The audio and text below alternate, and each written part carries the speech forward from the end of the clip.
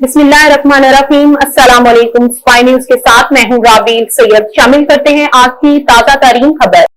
Babusar top पर landsliding से खौफनाक तबाही, इमरजेंसी नाफिज, जहां भाग अफराद की तादाद 5 हो गई। जिला दियामर में बाबूसर रोड पर जल से दीवांग के दरमियान बादल फटने के नतीजे में लैंडस्लाइडिंग और अचानक आने वाली सैलाबी रेले के बाइस अब तक 5 अफराद जान की बाजी हार गए। कुदरती आफत के बायस सड़क पर 15 बड़े मकामात पर कांटे पैदा होने से ट्रैफिक मुकम्मल तौर पर मुअत्तल हो गई।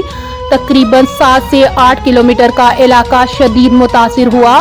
डिप्टी कमिश्नर ने तस्दीक करते हुए बताया कि जाँ बाक होने वालों की तादाद 5 हो गई है, जिनमें 4 सियाह और 1 मुकामी शहरी शामिल है। जिला इंतजामिया के मुताबिक जलस के इलाका में वाक़ये के बाद 3 अफराद की लाशें बरामद की गई, जबकि एक जख्मी को फौरी तौर पर डिस्ट्रिक्ट हेडक्वार्टर अस्पताल मुंतकिल किया गया।